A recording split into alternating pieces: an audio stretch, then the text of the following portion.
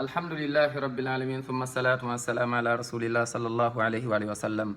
musidɓe julɓe tedduɓe, eɗen yilto ha joni alhamdulillah eko yowiti e julde. eɗen andi on tigui si tawi juuli wono nelaɗo yamiri noon sallllahu alayhi wa alihi wa sallam, on ɗon haaray o malama aduna, o malama ñande janggo. yo allah subahana taala waɗo en e malaɓe ɓen.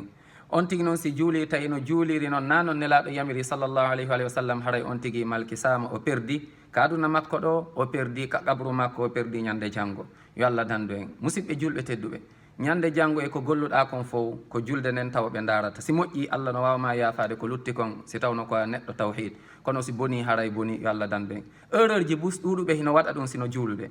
mathalan ɗen wadde liqama, en yewtunogoy ko yowiti ɗum. ayi on tigui no wadde liqama inna allahu akbar allahu akbar, ay inna asadu na asadu ko ashhadu ashhadu, ay ashhadu an la ilaha illallah. woɓɓe inna ashhadu anna la ilaha illallah, na anna la ilaha illallah ko ashhadu an la ilaha illallah, an la ilaha illallah, an la ilaha illallah. ay ashhadu an la ilaha illallah, ashhadu illallah on kadi ashhadu an la ilaha illallahu, illa donc yo sattin seeɗa, illa na ilallahu, na ashhadu an la ilaha illallahu. ɗuuɗi ɓeyne ashhadu an la ilaha illallah, ilallahu ɗon moƴƴa ko illallahu. no jeeya kadi erreur ji ɗuuɗuɓe waɗay ɗum. yo allah faamingen diina.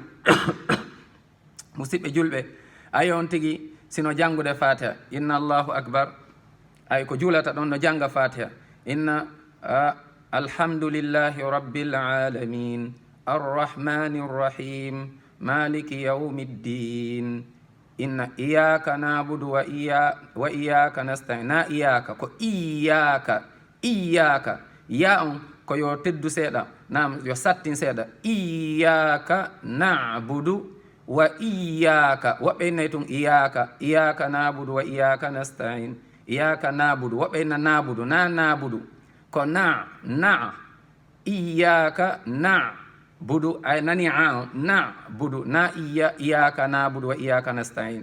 ɗuɗuɓe waɗay on erreur ɗon.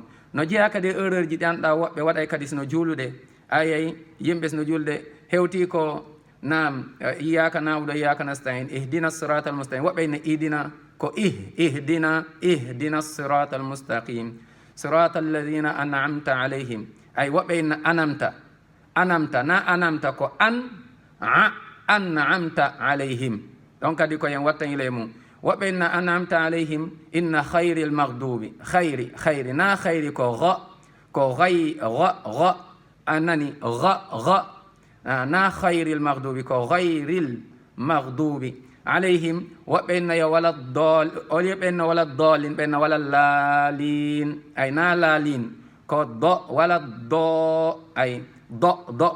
woɓɓe inna wala laalin, après noon dimbo waɗani, ay wala laalin ɗon moƴƴa, dimbetake. on tigui yo daro no darori noon inna wala dollin, ay donc ko do na laalin, yo allah subahana taala faamingen dina men. yo allah yaafa en bakkatuji men e konɗen e faljire kon. yo allah subahanahu wa taala jaɓa en konɗen e rewde kon. yo allah yaafa en konɗen e wofude. awa haray en yaaray mum seeɗa seeɗa. nawnuɓe ɓen fof yo allah dikkimɓe, yo allah subahana taala wonu ballo. feƴƴimɓe ɓen fof yo allah subahana taala ɓe yaafoɓe. enen kadi yo allah yurmen yaafo en, okka en battande moƴƴe nadnen aljanna enen fof. wassalamu aleykum wa rahmatullahi wa barakatuh.